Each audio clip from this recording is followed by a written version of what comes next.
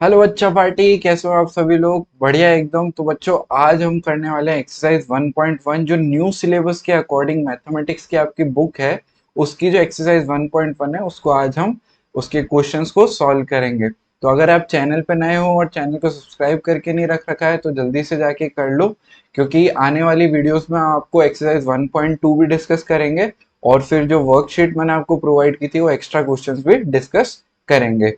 अगर आपने Telegram channel और ग्रुप ज्वाइन नहीं कर रखा है तो जल्दी से जाके कर लो। डिस्क्रिप्शन बॉक्स में आपको लिंक मिल जाएंगे और यहाँ पे क्यूआर कोड और यूजर नेम दे रखा है। तो आइए फर्स्ट क्वेश्चन को हम डिस्कस करते हैं।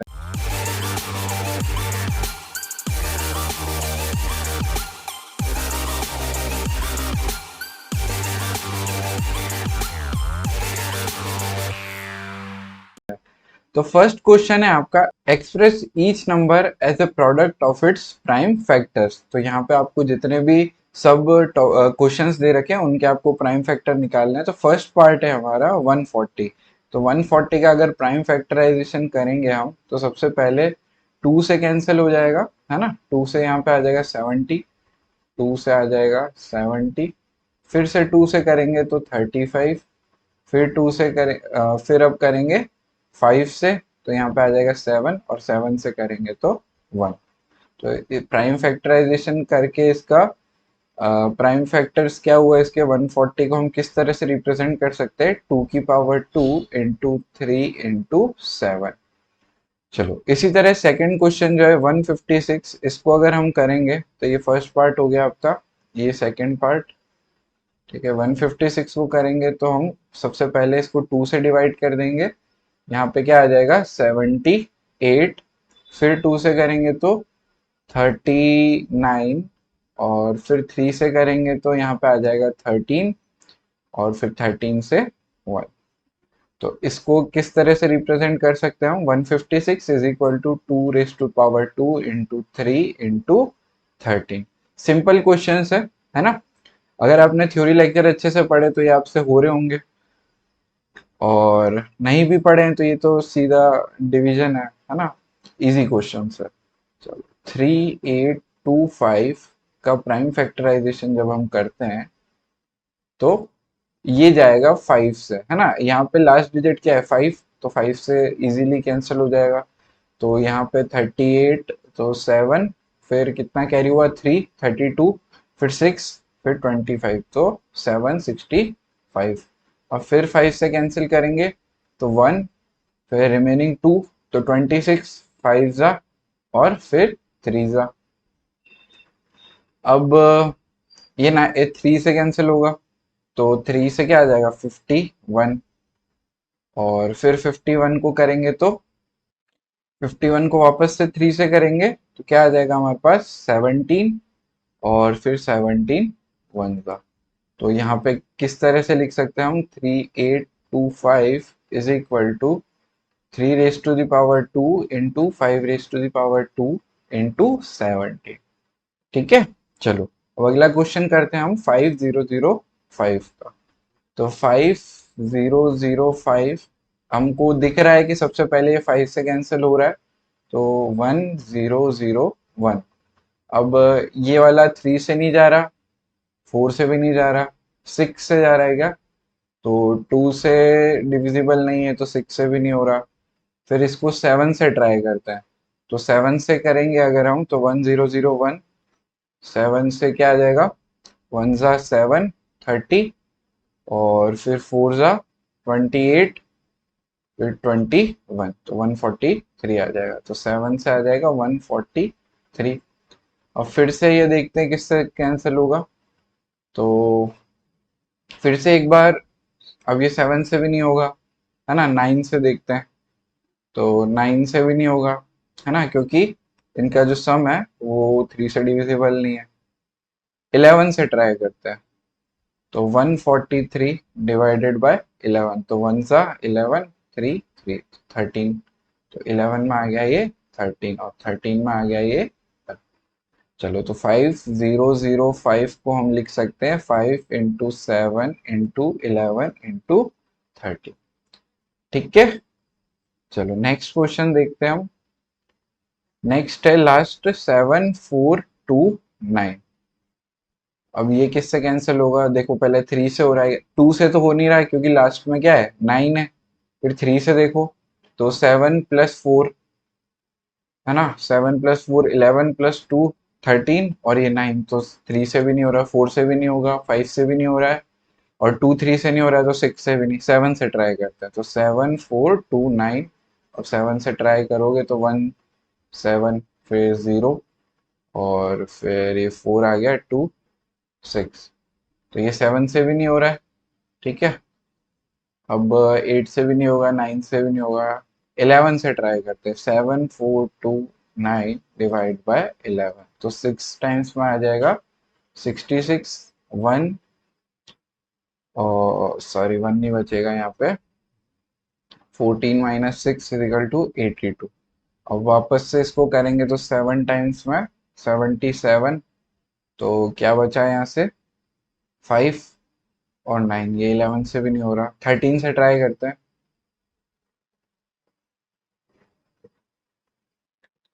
तो 13 से जब हम करेंगे तो 7 4 2 9 डिवाइड बाय 13, तो 13 6 65 + 13, तो सॉरी 5 आएगा 65, यहाँ पे बचा 9 92, और 13 से भी नहीं हो रहा है ना, यहाँ पे बच जाएगा, 17 से ट्राई करते हैं, तो 7 4 2 9 डिवाइड बाय 17, 17 वन ज़ा सॉरी 17 वन ज़ा नहीं आएगा, यहाँ पे आएगा 4 ज़ा, है ना, 17 4 ज़ा कितना होता है 68, है ना 68, फिर कितने बच्चे 62, 17 3 ज़ा, तो 3 ज़ा में आ जाएगा 51, और इसमें से 51 अगर हम हटाएंगे तो 119, और 119 किससे कैंसिल होगा 7 से, है ना, क्योंकि 7 × 7 9 आता है ना लास्ट में, तो 119 किससे जाएगा 7 से। अगर आपको समझ में आ गया है ना, इजी था, तो क्या आ गया हमारे पास 17 से 437। अब 437 को एक बार फिर से हम कर देते हैं 17 से ही, तो 17 2 ज़ा कितना हो जाएगा 34, और 97, तो 97 कब आएगा 7 की टेबल में, नहीं होगा, है ना, ये कैंसिल नहीं होगा, बच जाएगा। तो अब इसको ट्राई करते हैं हम 437 को 19 से। ठीक है, तो 19 2 ज़ा 38, और 57, और ये 3 ज़ा, है ना 57, तो ये क्या आ गया 19, और 23, और 23 1। ठीक है, तो इसका 7 4 2 9 का जो हमारे पास प्राइम फैक्टराइजेशन होगा वो होगा 17 × 19 × 23। ये वाला आपको टफ लगा हो सकता है क्योंकि इसमें जो प्राइम फैक्टर्स है वो बहुत बड़े बड़े आ रहे हैं, तो एक बार आप अच्छे से करना, थोड़ी सी मेहनत लगेगी पर हो जाएगा। ठीक है, नेक्स्ट क्वेश्चन पे बढ़ते हैं हम। Find the LCM and HCF of the following pairs of integers and verify that LCM into HCF is equal to product of two numbers। तो देखो अब इसमें थोड़ा सा हमको क्या करना है, LCM और HCF फाइंड करना है। तो किसी भी मेथड से कर सकते हो, HCF आप चाहो तो यूक्लिड लगा के भी निकाल सकते हो, और चाहो तो आप प्राइम फैक्टराइजेशन से भी कर सकते हो, और LCM भी ऐसे ही फाइंड करना है। तो यूक्लिड नहीं लगाते हैं, बहुत लंबा हो जाएगा, हम डायरेक्ट कर देते हैं। तो एलसीएम निकालते हैं सबसे पहले, तो 2 से डिवाइड करेंगे हम, तो यहाँ 13 आ जाएगा, यहाँ 91 आ जाएगा, फिर 13 से डिवाइड करेंगे तो यहाँ पे 1, और यहाँ पे आ जाएगा 7, और फिर 7 से डिवाइड करेंगे तो यहाँ पे 1, और यहाँ पे भी 1। तो एलसीएम क्या आ गया 7 × 2 × 13, और एच सी एफ क्या आ जाएगा यहाँ पे, तो एच सी एफ आ जाएगा 26 को डिवाइड करेंगे तो 2 × 13, है ना, और 91 का क्या आ जाएगा 13 × 7, है ना, तो यहाँ पे एच सी एफ क्या आ गया 13। ये हो गया एलसीएम, और यहाँ पे हो गया एच सी एफ, क्या आ गया 13। अब इसको मल्टीप्लाई करोगे 7 इंटू 2 इंटू 13 इंटू 13, तो क्या बनना चाहिए, LHS में तो ये हो गया, और RHS में क्या हो जाएगा आपके पास 26 इंटू 91। तो यहाँ से अगर आप कैलकुलेट करो तो ये दोनों मिलके क्या हो जाएंगे 26, और ये दोनों मिलके क्या हो जाएंगे वापस से 91। तो ये हमारा वेरीफाइड हो गया है ना, यहाँ पे फर्स्ट क्वेश्चन वेरीफाइड। सेकंड करते हैं हम 510 एंड 92। तो आप ये खुद से भी करोगे, तो एक क्वेश्चन मैंने आपको करके बता दिया, तो एक बार आप अगर आपसे नहीं हो रहा है तो एक बार फिर से ट्राई करना है कि आपको इस क्वेश्चन में करना है क्या है। पहले आपको एलसीएम निकालना है, फिर एचसीएफ निकालना है दोनों नंबर्स का, और फिर दोनों को मल्टीप्लाई करना है, तो फिर यही लिख के आपको वेरीफाइड लिखना है लास्ट में। तो इजी क्वेश्चन, आई होप आप ये खुद से कर लोगे, तो मैं ये स्किप कर रहा हूँ। और अगर आपसे नहीं होता है तो फिर मेरे से आप टेलीग्राम ग्रुप में पूछ लेना, मैं आपको बता दूंगा। चलो नेक्स्ट क्वेश्चन करते हैं हम। Find the LCM and HCF of the following integers by applying prime factorization method. तो प्राइम फैक्टराइजेशन लगा के आप इजीली निकाल सकते हो। इसमें भी मैं आपको एक क्वेश्चन करके बता देता हूँ, फिर बाकी आप खुद से करना। तो 12 से करते हैं, तो क्या आ गया ये 2 इंटू 2 इंटू 3। अब ये प्राइम फैक्टराइजेशन करेंगे तो 6, 3 और 1 है ना। आप डायरेक्ट भी निकालना चाहे, आप लिखना चाहे कि 515 = 3 इंटू 5 होता है, तो वो भी बहुत अच्छी बात है अगर आप इस तरह से लिख पा रहे हैं। और 21 = 3 इंटू 7 होता है। तो देखो 3 सब में कॉमन है, तो HCF तो क्या हो गया, हाईएस्ट कॉमन फैक्टर = 3। और LCM आप निकाल सकते हो यहाँ से कि 12, 15 और 21। अब इसको अगर 3 से डिवाइड करेंगे तो 4 आएगा, 5 आएगा और 7 आएगा, है ना। फिर 2 आए से करेंगे तो 2, 5, 7। फिर से 2 से करेंगे तो 1, 5, 7। फिर 5, 1, 1, 7। और फिर 7 से करेंगे तो 1, 1 और 1। ठीक है, तो इसको आप मल्टीप्लाई करके निकाल दो। एलसीएम जो है आपका वो हो जाएगा 3 इंटू 2⁵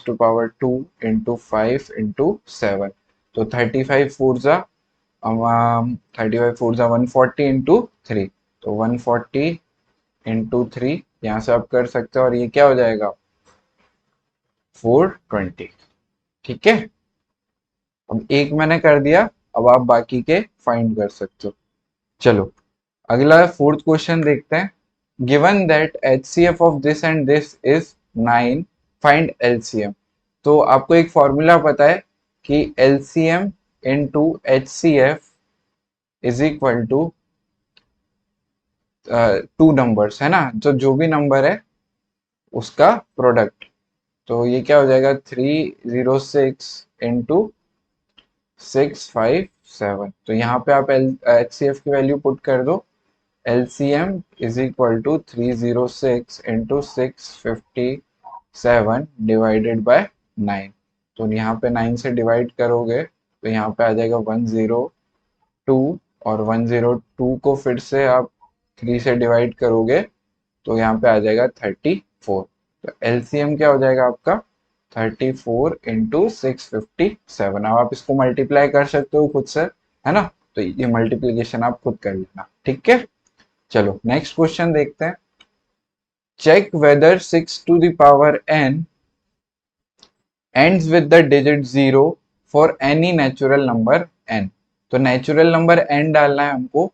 तो नेचुरल नंबर्स क्या होते हैं, n इज इक्वल टू 1, 2, 3, 4, 5 और एंड सो ऑन।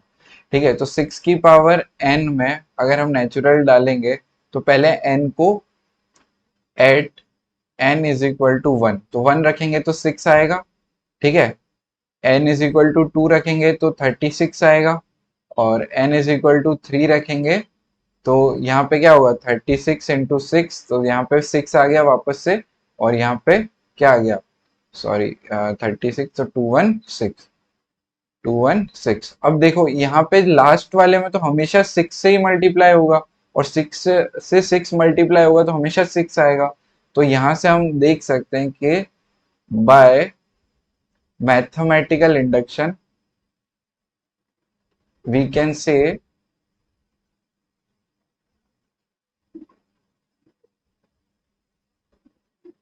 दैट जो डिजिट 6 है या फिर 6 to the power n never ends with 0। ठीक है, तो इस तरह से आप लिख सकते हो। और मैथमेटिकल इंडक्शन की जगह आप फंडामेंटल थ्योरम ऑफ अरिथमेटिक भी लिख सकते हो, है ना। इसकी जगह आप क्या लिख सकते हो, ये 11th में हम पढ़ेंगे फिर से, है ना। तो इसकी जगह आप क्या लिख सकते हो, फंडामेंटल थ्योरम ऑफ अरिथमेटिक। ठीक बच्चों, नेक्स्ट क्वेश्चन देखते हैं। Explain why 7 into 11 into 13 plus 13 and 7 into 6 into 5 into 4 into 3 into 2 into 1 plus 5 are composite numbers। तो देखते हैं। अब यहाँ पे हम क्या करेंगे, 7 into 11 into 13 plus 13 जो है, थोड़ा अच्छे से लिखते हैं। 7 into 11 into 13 plus 13। अब यहाँ से अगर हम 13 कॉमन ले लें तो अंदर क्या बचेगा, 7 into 11 plus 1। और 7 into 11 कितना हो जाएगा हमारे पास, 77 plus 1। और 13 into 78। अब यहाँ पे हम देखो कि ये दो डिजिट, दो नंबर्स का मल्टीप्लिकेशन है, तो दो नंबर्स का मल्टीप्लिकेशन हमेशा कॉम्पोजिट नंबर होता है। तो as this is the product of two numbers, hence it is composite। Numbers यहाँ पे लिखना which is not 1, hence it is composite। इसी तरह से 7 into 6 into 5 into 4 into 3 into 2 into 1 plus 5 को अगर हम 5 कॉमन लेंगे तो 7 into 6 into 4 into 3 into 2 plus 1 आ जाएगा, है ना। तो 7 6 42, 42 into 4 168 तो 168 into 6 कर लो यहाँ पे। तो 8 4 6 6 36 40 6 1 6 और 1008। ठीक है, +1।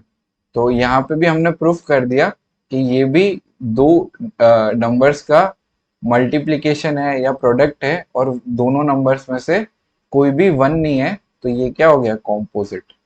इस तरह से आपको एक्सप्लेन करना है। नेक्स्ट क्वेश्चन देखते हैं। There is a circular path around a sports field. Sonia takes 18 minutes to drive one round of the field while Ravi takes 12 minutes for the same. Suppose they both start at the same point at the same time and go in the same direction.